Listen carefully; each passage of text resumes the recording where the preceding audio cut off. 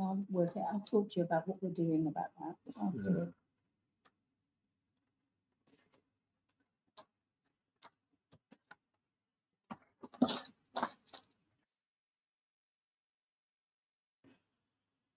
We ready, Amy?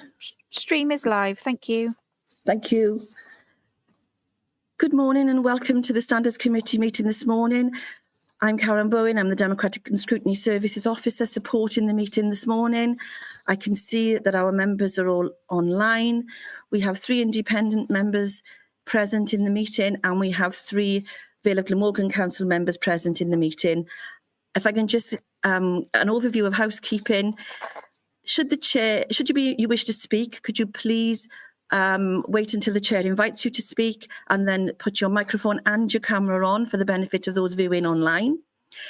All conversations should be dealt with during the meeting, unless, of course, there's technical issues, and then you can use the chat facility to let us know, and a Democratic Services Officer will get in touch.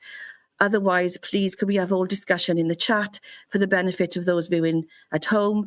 And later on in the agenda, we also have a part 2 item, which will mean that the press and public will have to vacate the meeting, and we will go into part 2, which means the live streaming will be stopped because this meeting is being live streamed and will be recorded for archive purposes. Thank you. Over to the chair.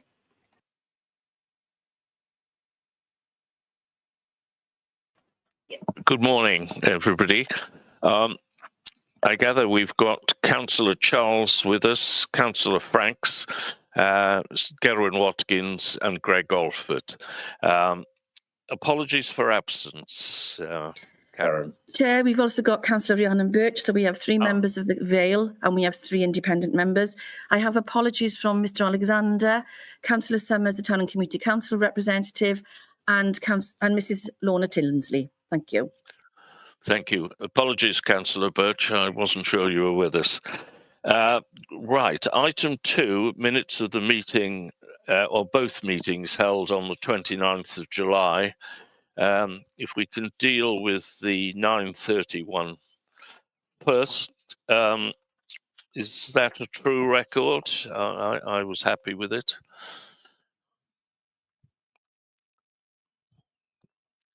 Does anybody want to say anything on it? Yes, that's a true record, Chair.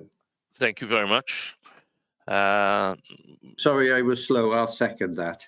Thank you. That's good. And then the second item, which is a much longer minutes, rather, of the second meeting.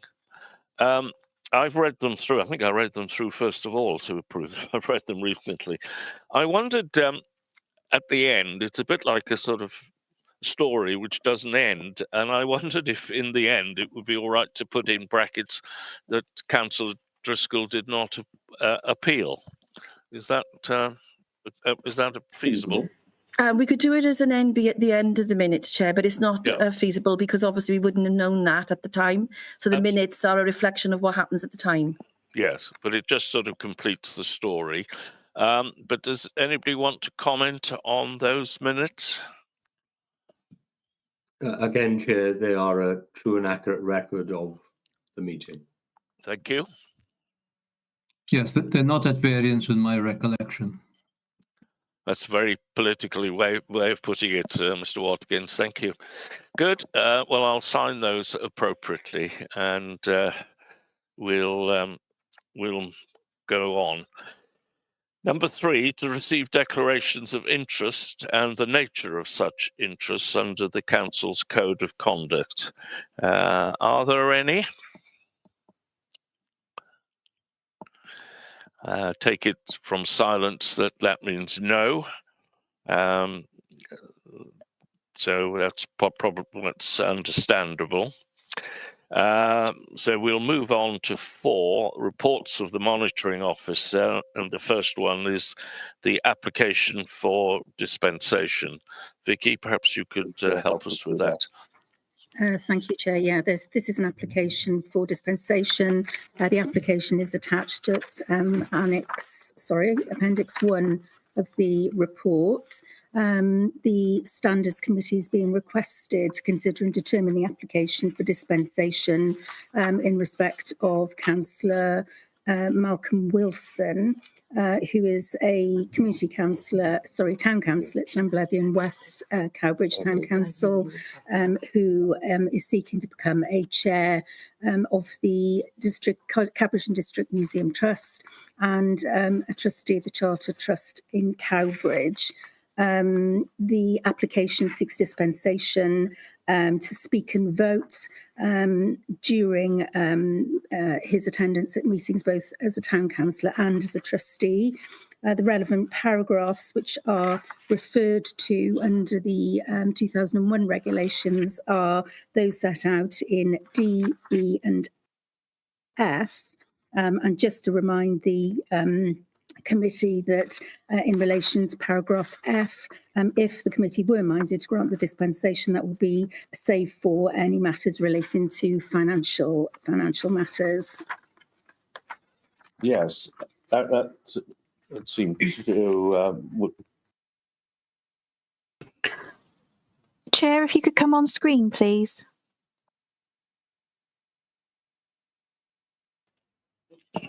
Sorry, I had to press another button. When I read this, that seemed to be in accord with what Vicky said, but I did wonder about voting on financial matters. But I think you've clarified that that shouldn't be allowed. Subject to that, does anybody have any comments or approval? Gerwin? Does E apply here? Because the interest is surely his interest as a member of the trusts, and that's not common to a significant proportion of the general public.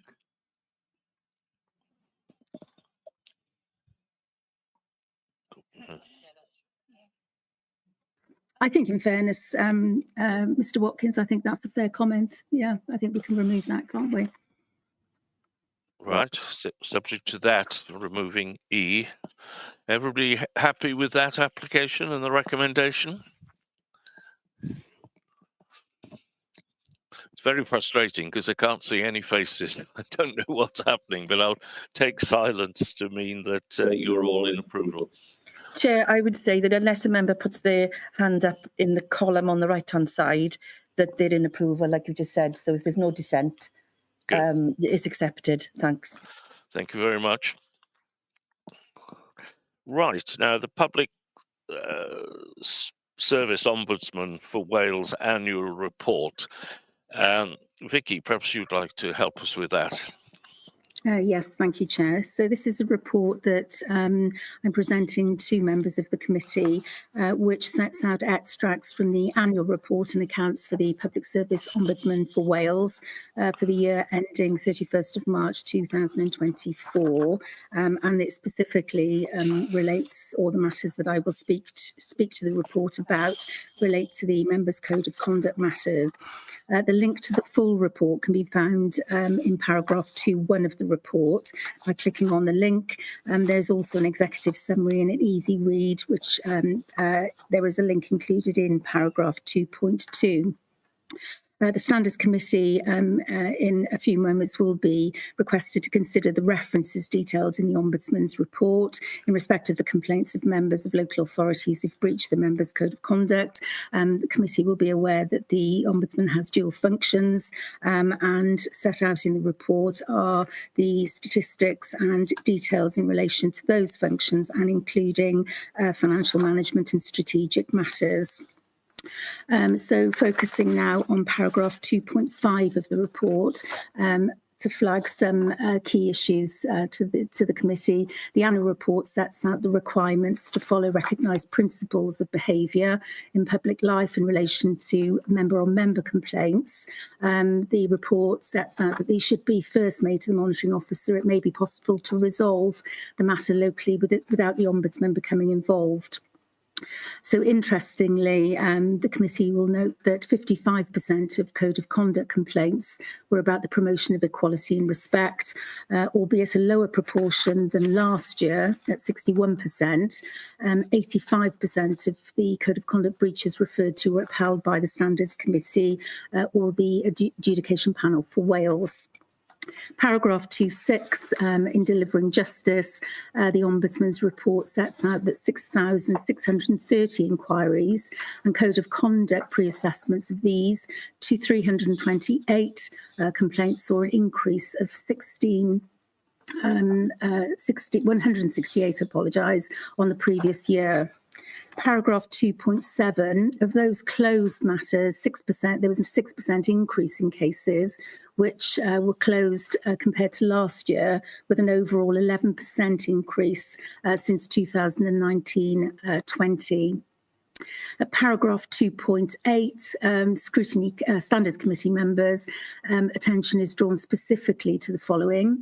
Pages 21 to 23 of the report and matters which came to be considered by the Ombudsman's Office under early resolution procedure refers to how matters were dealt with via early resolution within 4 weeks of their 6-week target.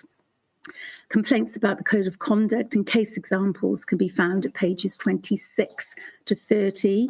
And the report sets out that the Ombudsman saw a small drop with 518 complaints about the Code of Conduct, but only had information to investigate 328 of those, which represents a 16% increase on the previous year.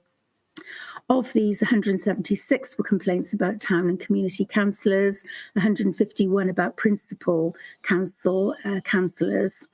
Cases categorised under respect are lower level complaints, which are generally determined more quickly, not investigated, or where the Ombudsman's officer recommended the complaint is best resolved locally.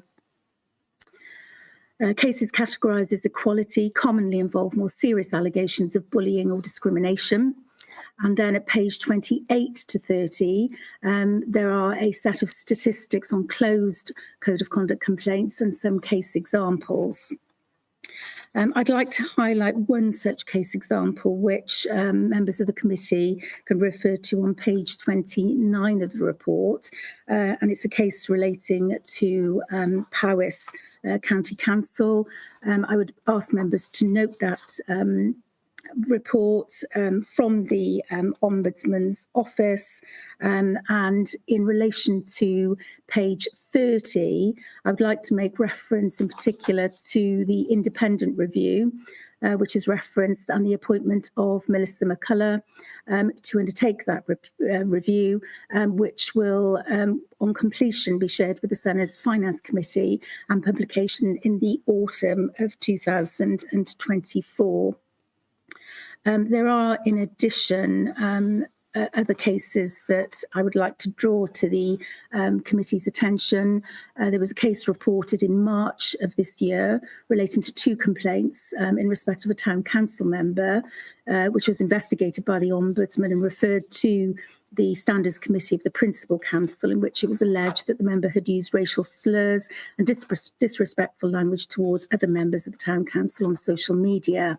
A second complaint that the member had used disrespectful language towards the former clerk on social media and had refused to apologise at a Town Council meeting was upheld by the Standards Committee, and a previous decision in relation to 2 complaints received in March 2023 relating to a former councillor who breached the council's Code of Conduct by submitting to the Ombudsman's Office a series of vexatious complaints targeted a small group of council members, with them considered by the Ombudsman to be malicious and or vexatious, amounting to a breach of paragraph 61D of the council's Code of Conduct.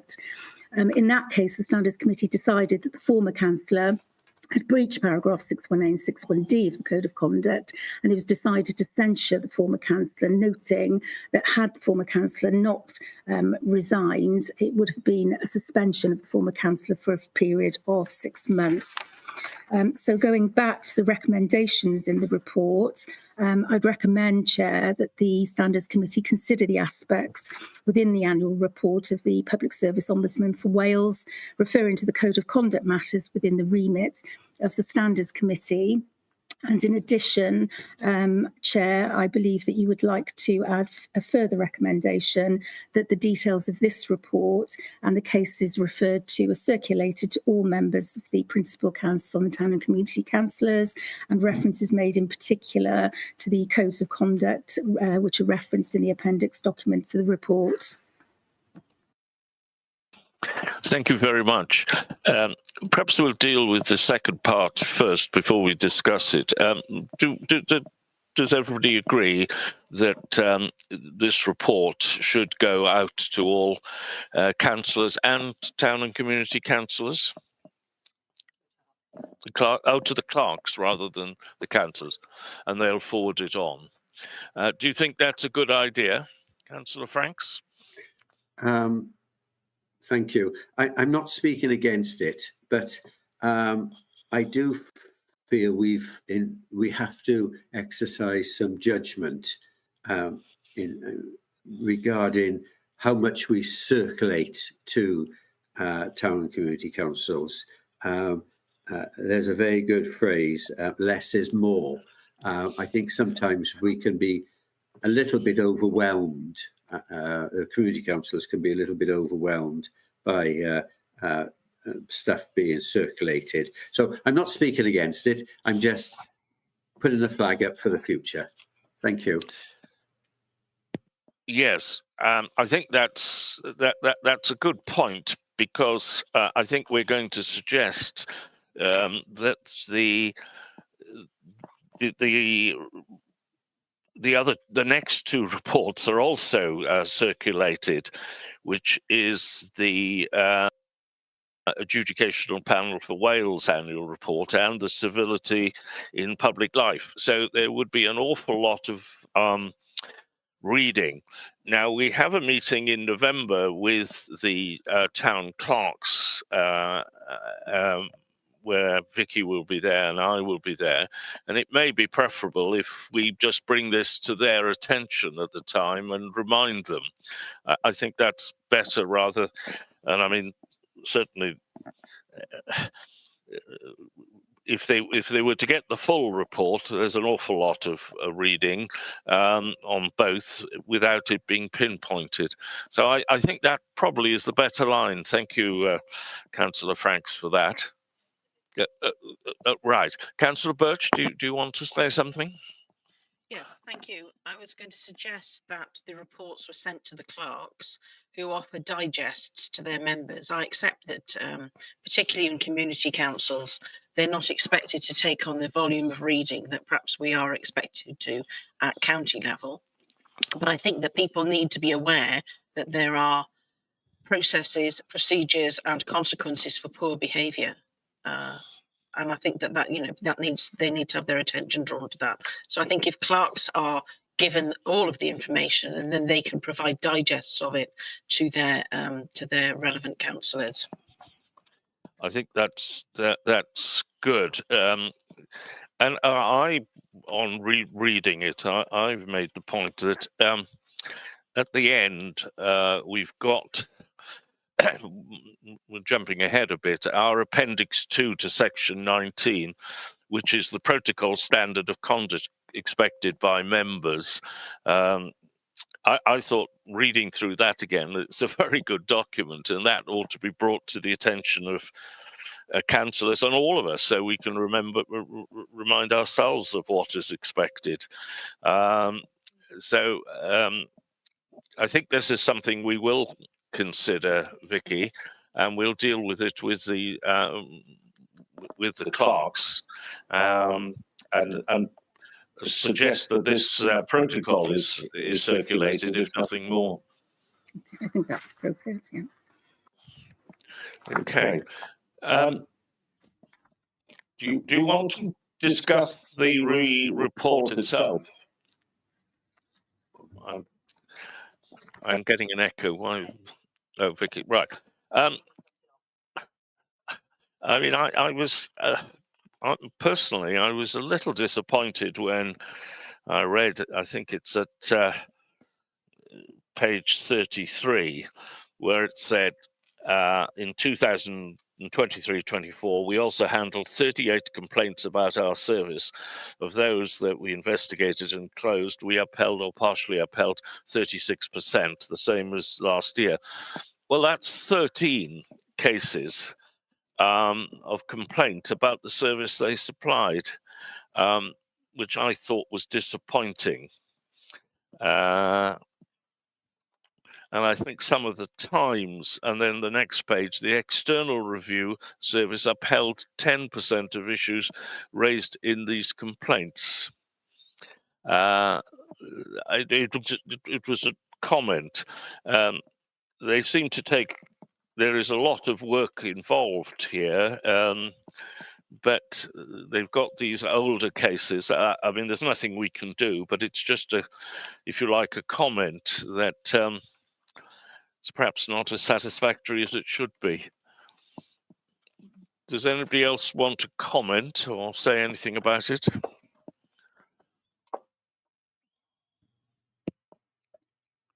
Yes, Councillor Franks. I think I share your concerns. I don't know the intimate details, but there seems to have been quite a bit of turmoil within the Ombudsman's organisation, and I don't think at the moment I need to rehearse the big case. But what was very striking is, and the cases that we have been involved in, is the sheer length of time it takes to come to a conclusion, and the huge volume of paperwork that was almost overwhelming at times. And of course, all this paperwork costs money, doesn't it? You know, it's not just a photocopy; it's officers writing reports. So that the impact on the public purse is quite considerable. But I suppose we're going to have to wait to see what progress the organisation makes over the next weeks and months. I think that's a fair comment. Thank you. Yeah. I think for our purpose today, we should just note it, and we've given the recommendation that it goes on to the clerks for onward transmission. But is there anything anybody else wants to say about the report? No, I think that's that completes that. So we'll move on to the adjudication panel for Wales, the annual report. Again, Vicky, if you would like to give us a brief overview. Yes, thank you, Chair. Yes, this is the report which provides an update to the Standards Committee in respect of the work of the adjudication panel. And the report covers the period for the 1st of April 23 to 31st of March 2024 and can be found via the link of paragraph 2.1 within the body of the report. I'd like to draw members' attention in particular to case summaries at apologies, at section 3 of the document. And remind members that the independent tribunal is established to determine alleged breaches against the authority's statutory code of conduct by elected and co-opted members of Welsh County, County Borough and Community Councils, Fire and National Park authorities, and the standard expected of them in public life, and includes requirements in relation to equality, personal and prejudicial interest, confidential information and authorities' resources, and the need to avoid bringing their office or authority into disrepute. The APW has 2 statutory functions in respect of alleged breaches of code of conduct: to form case or interim case tribunals to consider references from the Ombudsman's office following an investigation of allegations that a member has failed to comply with the authority's code of conduct, and to consider appeals from members against decisions of local authority standards committees that they have breached the code of conduct. I'd like to refer members to paragraph 2.2. Section 1 of the report provides information in respect of the role of the APW, the regulations it operates within, its processes, and membership and how they can be contacted. Specifically, there is a graph which is quite interesting to consider, graph 2.4 on page 9, which sets out the breaches by type. And the members will note that for the period April 2019 to March 2024, 20 cases were the highest recorded number when compared to the other section of the Code of Conduct relating to failure to show respect, equality and bullying, with cases relating to members bringing their office or authority into dispute a little under that figure. And there's quite a distinction between those recorded breaches and investigations and determination by the APW compared to other categories, which is set out on the graph. Page 12 of the report relates to a case of a principal council in Wales, where it was evidence that there was sustained misconduct on the part of a member, including a large volume of emails sent to members and officers alleging a number of issues, including corruption and other complaints, followed by conduct displayed at a full council meeting, with some alleged to include derogatory comments directed towards members, including the naming of one member. The APW found that the member in question was found to be in breach of the Members' Code of Conduct and was suspended by the APW for 18 months in relation to a number of provisions within the code, which included a failure to show respect and consideration for others, bullying and harassment, bringing their office into disrepute and making vexatious complaints. And then finally, I'd like to draw members' attention to paragraph 2.3 and section 2, which refers to the adjudication panel for Wales performance and progress. However, members' attention is particularly drawn to section 3 of the report, which is titled Case Summaries, which provides details and outcomes of case referrals made to the adjudication panel for Wales. I'd therefore like to recommend to the committee to note the contents of the annual report, April 2023 to March 2024, of the adjudication panel for Wales. Thank you, Vicky. We will note it, but is there anything anybody would like to add about it or comment on it?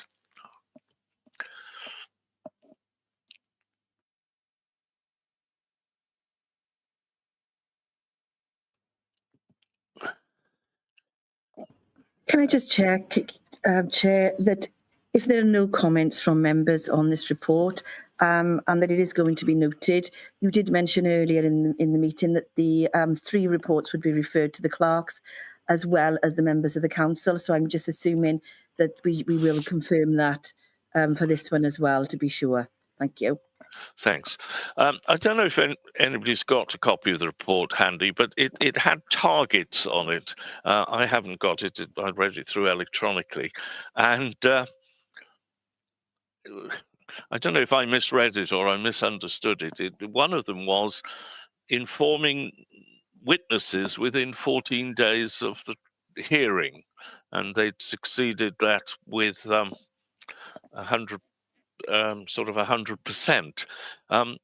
Well, that seemed a very strange test, that you tell somebody the day before the hearing. I would have thought it should be more than 14 days. I think Vicky might be helping me here.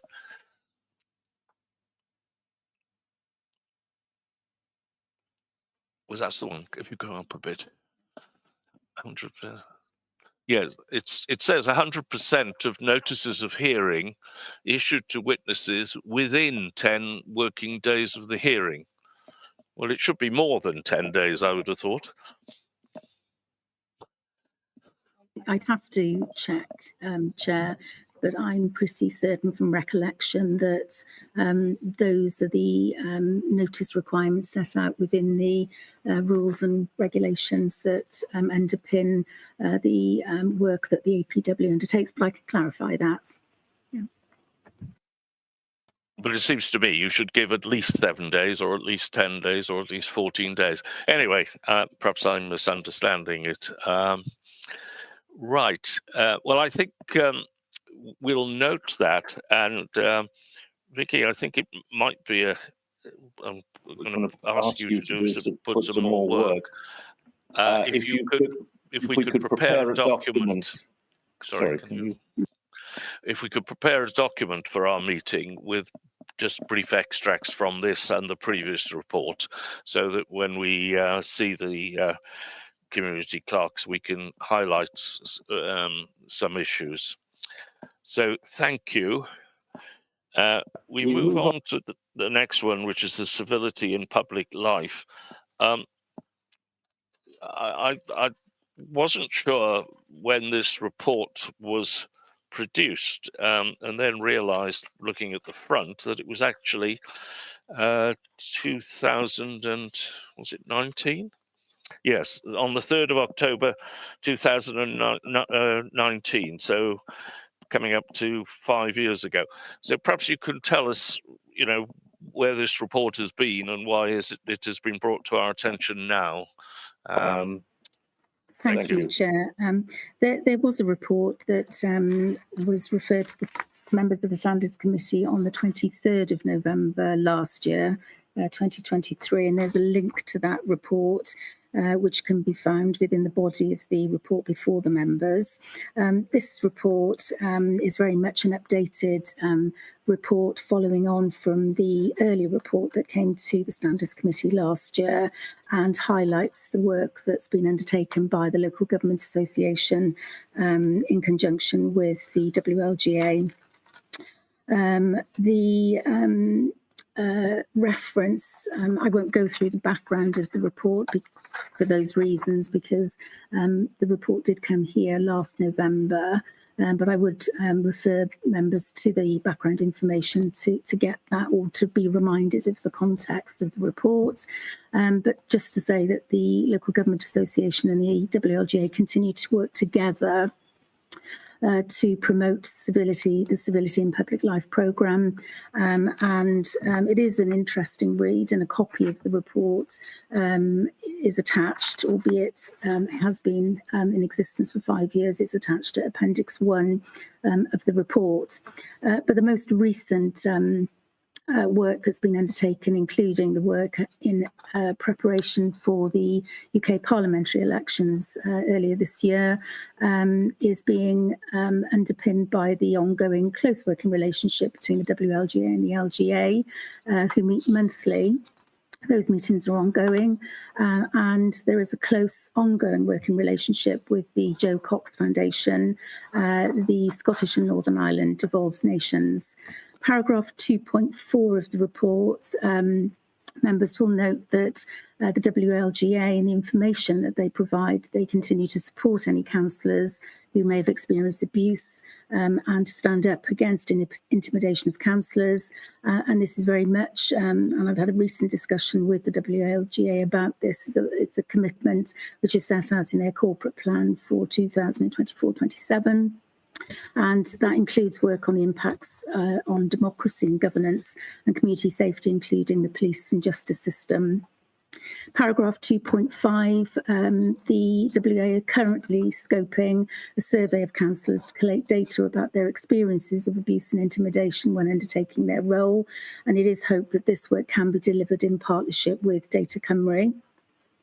Paragraph 2.6 sets out how the objectives are measured against identified priorities for 2023-24, and it's pleasing to note that a number have been achieved, and these include the delivery of the second year of the Debate Not Hate campaign, which was refreshed in January 2024 to refocus on key objectives in the run-up, as I indicated, to the UK parliamentary election, including a refresh and re-promotion of the Debate Not Hate toolkit. Public promotion through targeted media activity during 23-24, with campaigns featured in articles and broadcast across various media outlets. Publication of a new Ending Abuse in Public Life toolkit, which provides councils with a framework to self-assess the support they provide to councillors to mitigate and tackle abuse and intimidation in public office. There's been ongoing engagement with police representatives and government departments and the police response to abuse of councillors and the launch of the Defending Democracy Policing Protocol in February of this year, and additional funding for police forces to address abuse and intimidation to ensure the safety of elected members, including the introduction of dedicated police officer in each force for the safety of locally elected members, and advice about protesting outside elected members' homes, which is being operationalised. Engagement with social media companies following the implementation of the Online Safety Act late last year. And clearly that act is going to be clearly focused on children and the protection of children online. But there has been a government concession achieved that levels of regulation placed on digital platforms should be based on risk assessments rather than their user base size. And there'll also be a focus on existing laws in force to tackle abuse and harassment, and then a call to central government to establish and resource a permanent central unit to monitor, assess and address abuse, intimidation and safety of locally elected politicians and candidates. Then the final two items I would like to draw to the attention of the members. Paragraph 2.7, WL guidance for members on bullying, harassment and personal safety is produced, and ongoing work with heads of democratic service to encourage more practical support for members. Councils are providing councillors with access now to staff counselling services and working with the police locally to ensure support is in place. The Standards Committee, and it's important to note this, and it's set out in paragraph 2.8, will continue to monitor compliance of the duty placed on leaders of political groups to take reasonable steps to promote and maintain high standards of conduct by the members of their groups as required under the 2021 Act. So I would invite the members of the Standards Committee to note the further work being undertaken by the Local Government Association and the WLGA, Welsh Local Government Association, on this programme of work. Thank you very much, Vicky. I'm sure we can note that, but I'd be interested to hear from our councillors as whether they have noticed any effects of any of the items that have been that you have mentioned and are in the report. Hopefully, behaviour has improved. But are the councillors? Any of the councillors want to comment on that? Councillor Franks. Asking councillors to mark their own homework, Richard, I think springs to mind. I haven't noticed any plus or any minus, to tell you the truth. My concern is that we don't get to a situation when robust debate is discouraged. Now, obviously, we must never become abusive or use bad language or insulting, that type of thing. But often, uncomfortable things have to be said. Otherwise, what's the point of the meeting? I only wish we could have. I only wish we could also have a code of conduct where opposition members' questions are answered fully and frankly. Now, that would be very much appreciated. But I detect from your demeanour, I shouldn't go any further. No. I'm not. What I was trying to get at is, have you noticed any of these developments? And the people are more aware of what's of civility. In other words, there are these various toolkits and campaigns that have gone on. Are you aware of some of these items, some or all of them? Well, Councillor Birch, do you want to comment? Thank you. I haven't noticed much change in people's behaviour. I think that some people are always going to be rude and difficult, and no amount of legislation or suggested policy is going to make any difference to that. And I think it's very difficult to for some people to tread a line between the robust discussion that Councillor Franks mentions and what is actually rude and dismissive behaviour. I mean, that is very subjective, isn't it, of the moment, and dependent on people around and how they perceive what is happening. So I think that having the policies is a really good idea, and I welcome the fact that they're there and that we're having our attention drawn to them again. But I don't know that it makes an awful lot of difference to people who are quite happy to see their behaviour as normal, whereas other people just see it as being rude and aggressive. Thank you. I don't want to really take this any further unless anybody's got a strong point to make, but it's just interesting. We read the theory, and it's interesting to note if in practice this makes any difference. But thank you. We'll note that, and we will move on to correspondence with the Public Services Ombudsman for Wales. Has there been any? Yes, there's one item. So this is the update to committee, which will be provided under part 2 of the agenda, which will consist of a verbal overview of correspondence with the Public Service Ombudsman for Wales, any matters arising. So the Standards Committee are invited to note the content of the Part 1 report and consider the update on the correspondence with the Public Service Ombudsman for Wales and matters arising under Part 2, under the Part 2 report on the agenda. Thank you. No matters have been drawn to my attention so far to be urgent. No? Karen's shaking her head. So, with your agreement, we'll move into part 2. Chair, if members are happy to move into part 2, I can see there's no objection. And if you could wait a couple of seconds for my colleague to let me know that the live stream has been taken down, and then we can move into part 2.